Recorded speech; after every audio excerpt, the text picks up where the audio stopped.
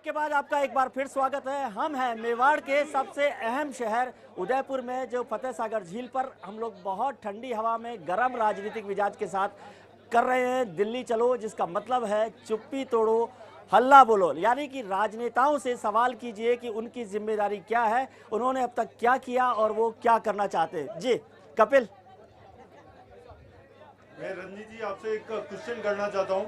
भारत एक लोकतंत्र देश है और इस लोकतंत्र की हत्या करते हुए सीधे एक नरेंद्र मोदी को प्रधानमंत्री कैसे आप घोषित कर सकते हो, क्योंकि ऐसी कोई व्यवस्था नहीं है। आप लोकतंत्र की एक सीधी सीधी हत्या कर रहे हो और आप इसका स्पष्टीकरण करें। क्या लोकतंत्र में, भारत के लोकतंत्र में ऐसा कोई प्रावधान है कि कोई भी व्यक्ति सीधे प्रधानमंत्री के लिए चुन सकता है? जी बताएं। ठीक है।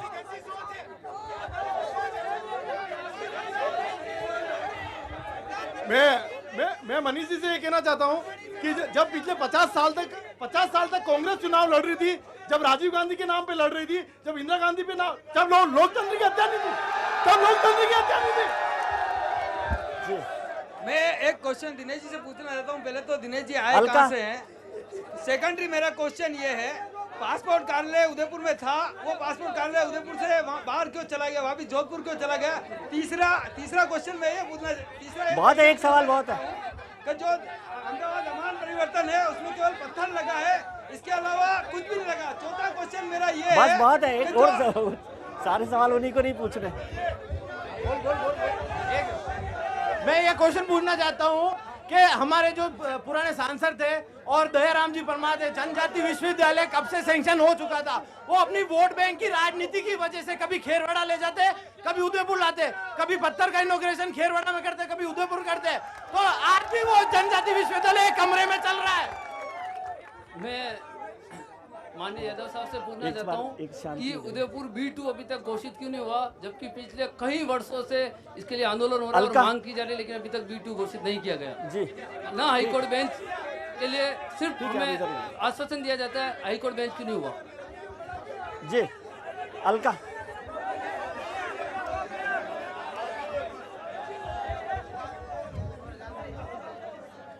आज जो है ना, यहाँ रजनी जी डांगी बनी है, मेयर बन गई, ये कांग्रेस की देन है, किसी और की देन नहीं है। और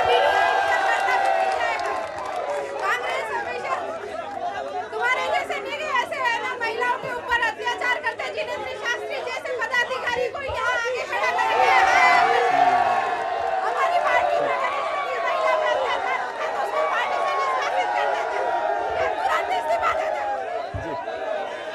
जी रजनी जी, अब आपसे मैं इस शहर की जनता की बहुत शुक्रगुजार हूँ कि इन्होंने मुझे अपार स्नेह दिया और उसके कारण से मुझे यहाँ से जिताकर उदयपुर शहर की जनता की सेवा का अवसर दिया। उस सेवा को मैं काम करती जा रही हूँ, न कि कांग्रेस की सरकार की देन है। यह शहर की जनता अगर नहीं चाहती तो मुझे वोट नहीं देती और अपार स्नेह और अपार वोट नहीं देकर वो मुझे नहीं जिताती तो मैं कभी भी मेयर नहीं बन सकती थी। दिनेश जी, बहुत सारे सवाल हैं आपकी पार्टी को लेकर, क्योंकि आपकी पार्टी सरकार में रही, आपके MP यहाँ पर हैं। यूनिवर्सिटी की बात हो रही थी, देवास यूनिवर्सिटी की बात हो रही है, B2 शहर की बात हो रही है, उस शहर को लेकर भी बहुत लंबे समय से मांग चल रही है, ब्रॉडगेज की बात हो रही है। कोई भी काम आपने नहीं किया, फिर आप दोबारा सांसद बनाना चाहते, कैसे होगा? मैं एक बात का जवाब एक बार में लीजिए। हर कोई अगर एक ही सवाल को 5 बार पूछेगा तो 5 बार जवाब नहीं मिलेगा। आप भाई ने अभी आदिवासी विश्वविद्यालय की बात करी। जी, आदिवासी विश्वविद्यालय, कांग्रेस ने आदिवासी युवकों को आगे बढ़ाने के लिए उसको स्वीकृत किया और उसको शुरू भी किया, उसका वाइस चांसलर भी बिठाया। अब सवाल ये है कि अब उसको भूमि आवंटित की जाएगी।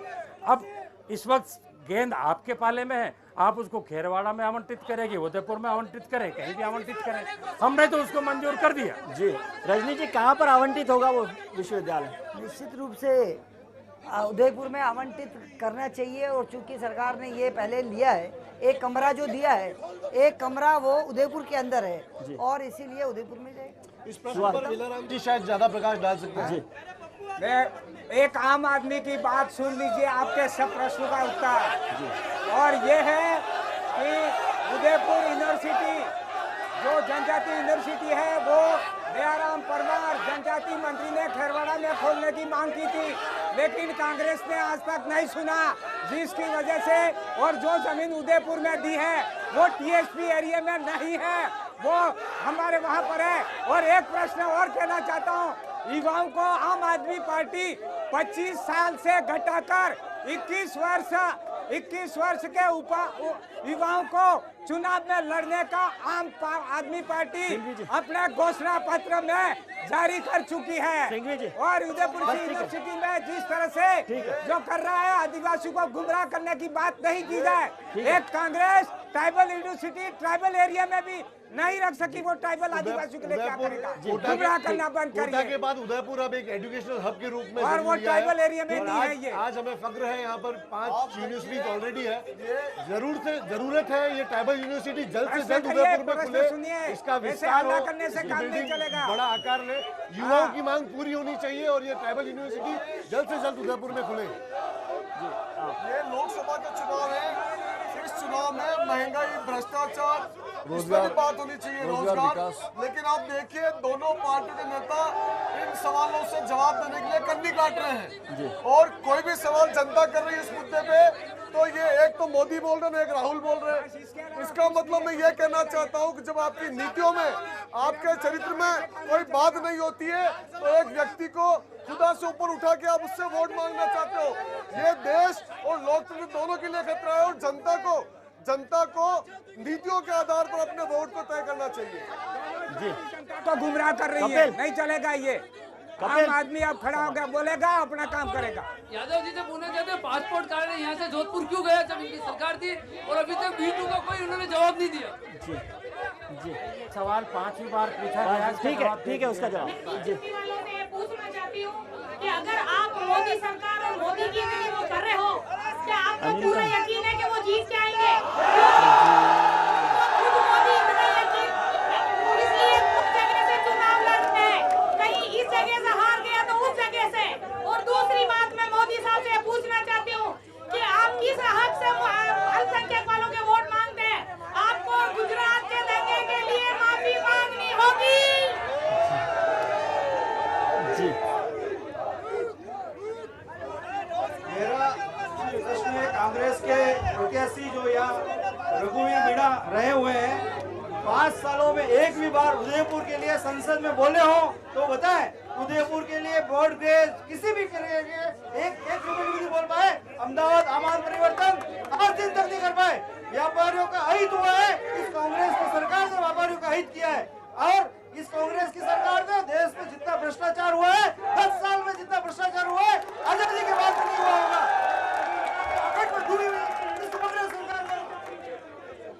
जी युवाओं को प्राथमिकता दे। आज महिलाओं को अगर ये लगता है कि 12 सिलेंडर कंपलसरी है तो उस पर आम चुनाव करवा लिया जाए, एक आम राय बना ली जाए, और 12 सिलेंडर की जो घोषणा इतने जद्दोजहद के बाद किसी को खुश करने के लिए की गई है, वो आज से 1 साल पहले कर देनी चाहिए कि युवाओं को रोजगार।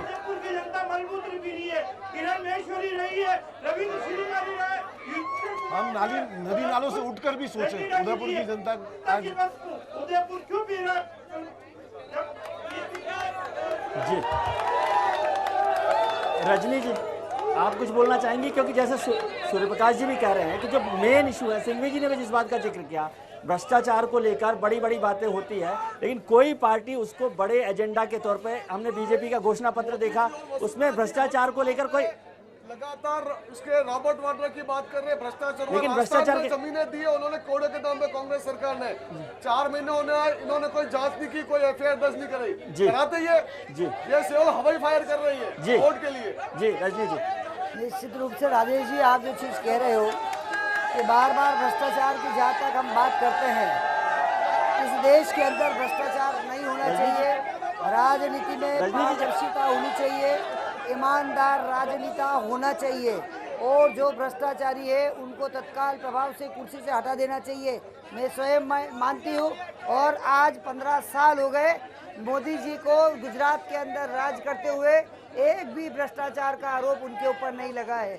मैं सोचती हूँ अटल बिहारी वाजपेयी ने 6 साल तक राज किया, परंतु अटल बिहारी वाजपेयी के ऊपर एक भी आरोप नहीं लगा। भारतीय जनता पार्टी इस प्रकार के नेताओं को आगे करती है और उनकी नीतियां जो है भ्रष्टाचार मुक्त भारत बने, भ्रष्टाचार मुक्त भारत बनाने की कल्पना हम जो लेकर चल रहे हैं वो होना ही चाहिए। ये बात कर रही हूँ। वो येदियुरप्पा के साथ करेंगे आप भ्रष्टाचार मुक्त भारत की बात?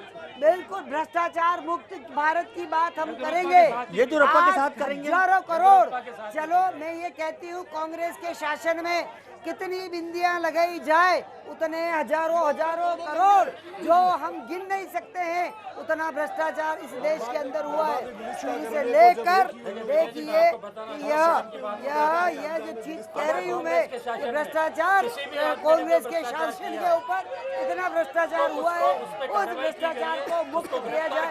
अभी कोई गिरफ्तार नहीं हुआ है और इतने बड़े बड़े पेट हो गए हैं कि करोड़ों रुपए हम अपने पेट के अंदर ढका गए। अभी इतना अवसर था कांग्रेस के ऊपर भ्रष्टाचार मुक्त भारत बनाने का। मैं पूछना चाहती हूँ आज दिन तक क्या हुआ, आज दिन तक कैसे भ्रष्टाचार मुक्त भारत सर, आम आदमी पार्टी ने पहली बार भ्रष्टाचार का मुद्दा उठाया है। इससे पहले कांग्रेस बीजेपी ने भ्रष्टाचार का नाम नहीं लिया, सिर्फ आम आदमी पार्टी ने भ्रष्टाचार उठाया है मुद्दा। और आम आदमी के लिए भ्रष्टाचार से निजात पाने के लिए आम आदमी पार्टी पूरे देश को, लोगों को सोच और जो राजनीतिक बड़ी पार्टियां इनके द्वारा घोटाला किए गए उसको आम आदमी पार्टी की सरकार उजागर करना चाहता है कि जहां सरकारी नौकरी करने के लिए 60 साल की एक आयु फिक्स है, 60 साल से ऊपर का व्यक्ति सरकारी नौकरी करने में असमर्थ माना जाता है, उसे रिटायर कर दिया जाता है। तो आज राजनीति में 60 साल का आंकड़ा क्यों नहीं फिक्स किया जाता है कि इसके ऊपर आप संसद में बैठने के लिए लायक नहीं है? देश की पॉलिसी कैसे बदलेगी? सवाल है सूर्य प्रकाश जी का कि क्या राजनीति में रिटायरमेंट की जरूरत है, और जो सवाल सिंघवी जी ने किया कि राजनीतिक हमाम में क्या सब लोग एक जैसे हैं, और उससे भी खराब बात यह है, चलिए कौन कौन उस हमाम में एक साथ है और उन पर 60 साल की उम्र में रिटायर करना चाहिए, तो आप सबसे पहले तो आप नरेंद्र मोदी को रिटायर कीजिए। चलिए इस पर चर्चा जारी रखेंगे, ब्रेक के बाद तुरंत लौटते हैं। आखिरी सेगमेंट में देखेंगे कि राजनीतिक हमाम को कैसे साफ किया जा सकता है। आप हमारे साथ बने रहिए।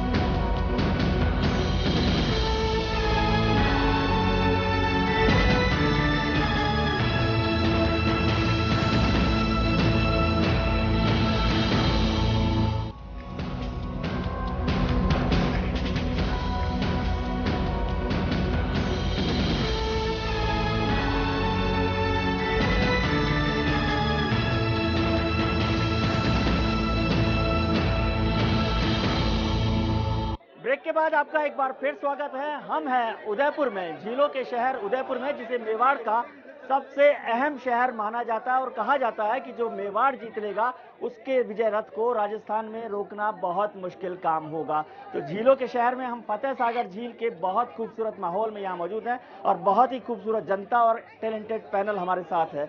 रजनी जी, क्या आपको लग रहा है वाकई कि आप मिशन 25 को पूरा कर सकती हैं? बिल्कुल 100% श्योर हूँ राजस्थान में मिशन 25 पूरा होगा क्योंकि जनता का आप जितने परेशान यहाँ पर मुख्यमंत्री जी हैं, नरेंद्र मोदी की सभाएं यहाँ पर हो रही हैं, उससे मुझे लग रहा है कि मेवाड़ को लेकर आप अभी दुविधा में हैं।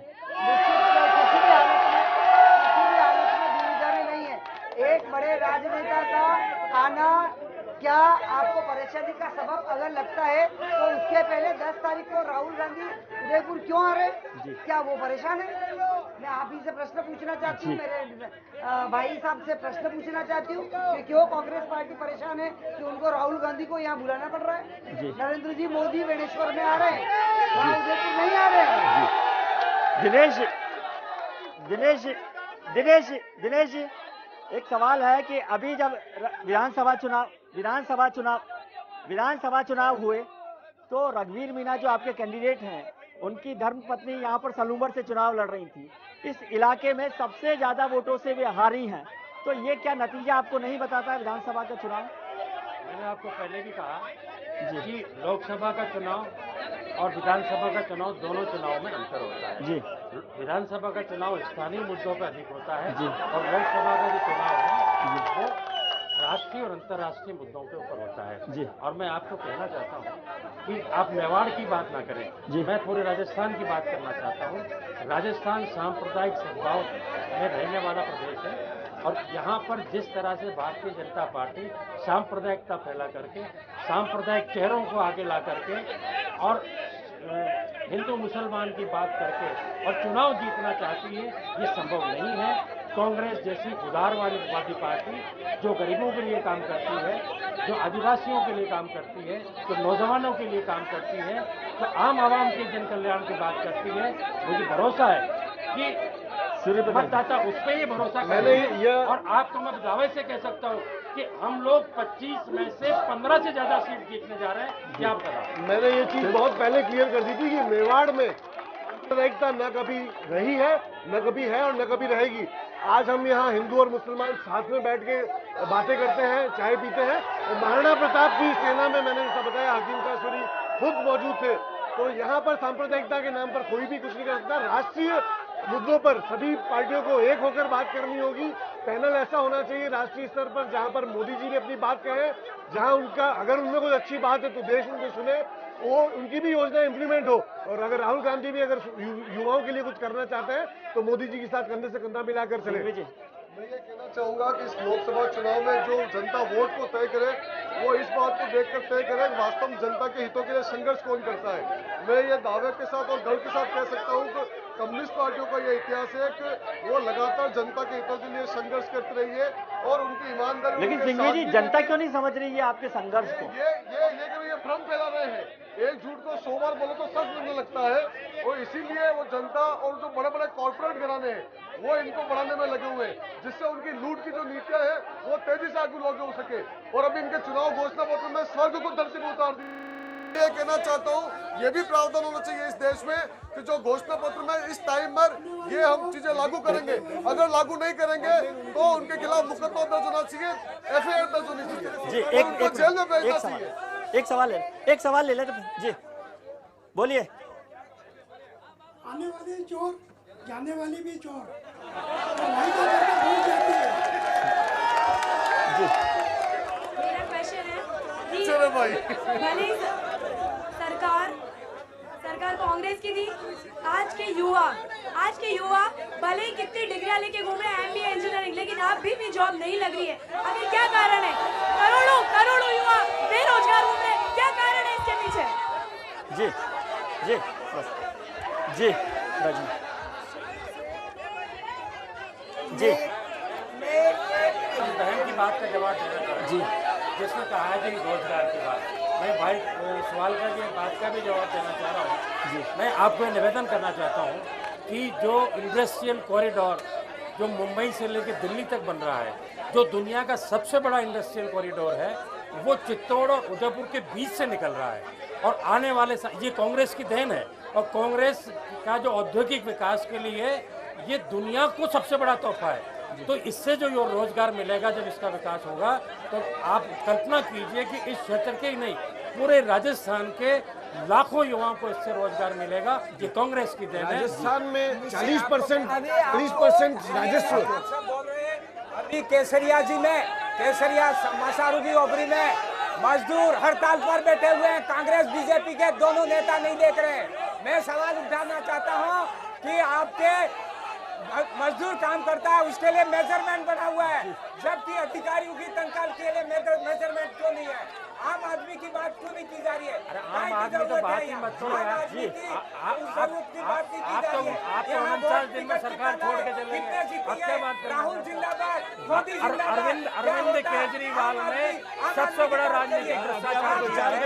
जनता ने 5 साल के लिए बिठाया और आप 49 दिन में चले गए, आपका क्या राज कर रहे हैं? ठीक है, बहुत हो गया। ठीक है जी। मैं ये बोलना चाहती हूँ कि यहाँ जब आप भाई साहब ने सांप्रदायिकता की बात करी, मैं ये कहना चाहती हूँ कि बार बार सांप्रदायिक का राज कांग्रेस अलाप रही है। भारतीय जनता पार्टी ने कभी कोई सांप्रदायिकता का काम नहीं किया है।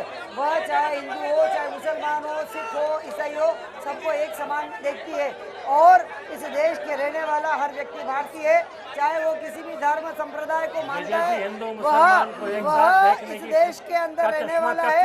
और आज दिन तक 15 साल हो गए एक अल्प मुसलमान मेंबर ऑफ पार्लियामेंट को प्रधानमंत्री बने हैं, हिंसक भीड़ ने सरेआम जला दिया अहमदाबाद के अंदर, और नरेंद्र मोदी को रिक्वेस्ट करता रहा कि मुझे जलाने के लिए आ चुके हैं, जलाने के लिए आ चुके हैं। नरेंद्र मोदी ने मुख्यमंत्री रहते हुए मोबाइल स्विच ऑफ कर लिया, वो क्या अल्पसंख्यकों की रक्षा कर पाएगा? ये सिर्फ एक घृणित चेहरा है मोदी, और मोदी एक सांप्रदायिकता का घनघोर चेहरा है जिसको इस हिंदुस्तान की जनता कतई बर्दाश्त नहीं करेगी, क्योंकि हिंदुस्तान के आम आवाम सांप्रदायिकता के खिलाफ। सम्मानित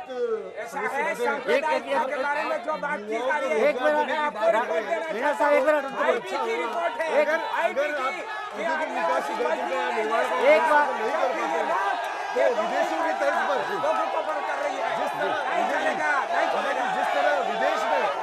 विदेश में जिस तरह युवाओं को बेरोजगारी भत्ता दिया जाता है, उस तरह यहाँ की केंद्र सरकार भी भाई कांग्रेस सरकार ने ही बेरोजगारी भत्ता शुरू किया है।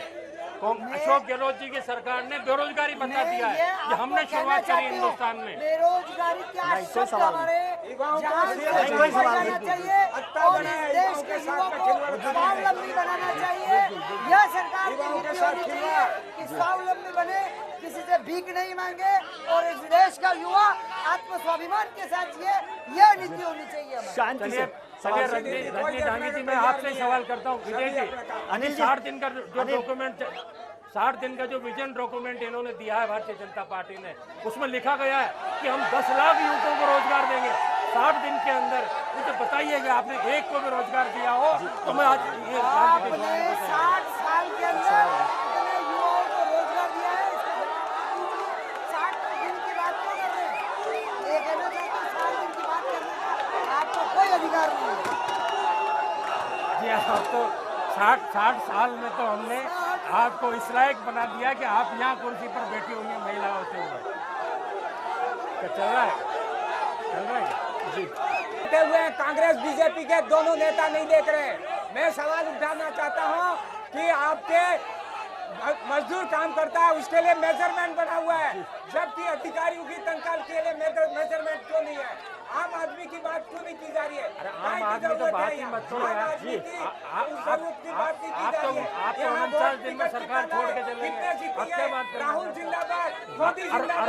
अरविंद केजरीवाल ने सबसे बड़ा राजनीतिक भ्रष्टाचार किया है। जनता ने 5 साल के लिए बिठाया और आप 49 दिन में चले गए, आपका क्या राज कर रहे हैं? ठीक है, बहुत हो गया। ठीक है जी। ये बोलना चाहती हूँ कि यहाँ जब आप भाई साहब ने सांप्रदायिकता की बात करी, मैं ये कहना चाहती हूँ कि बार बार सांप्रदायिक का राज कांग्रेस अलाप रही है। भारतीय जनता पार्टी ने कभी कोई सांप्रदायिकता का काम नहीं किया है। वह चाहे हिंदू हो, चाहे मुसलमान हो, सिख हो, ईसाई हो, सबको एक समान देखती है और इस देश के रहने वाला हर व्यक्ति भारतीय है, चाहे वो किसी भी धर्म संप्रदाय को मानता है, वह इस देश के अंदर रहने वाला है। और आज दिन तक 15 साल हो गए एक अल्प मुसलमान मेंबर ऑफ पार्लियामेंट को प्रधानमंत्री बने हैं, हिंसक भीड़ ने सरेआम जला दिया अहमदाबाद के अंदर, और नरेंद्र मोदी को रिक्वेस्ट करता रहा कि मुझे जलाने के लिए आ चुके हैं, जलाने के लिए आ चुके हैं। नरेंद्र मोदी ने मुख्यमंत्री रहते करते हुए मोबाइल स्विच ऑफ कर लिया, वो क्या अल्पसंख्यकों की रक्षा कर पाएगा?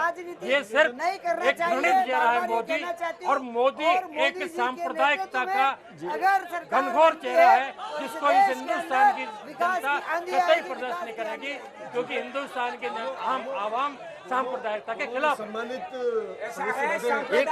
बारे में जो बात की जा रही है, एक मिनट मीणा साहब, एक मिनट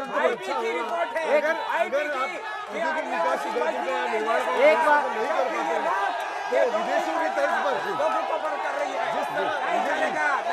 जिस तरह विदेश में जिस तरह युवाओं को बेरोजगारी भत्ता दिया जाता है, उस तरह यहाँ की केंद्र सरकार भी भाई कांग्रेस सरकार ने ही बेरोजगारी भत्ता शुरू किया है। अशोक गहलोत जी की सरकार ने बेरोजगारी भत्ता दिया है, ये हमने शुरुआत करी।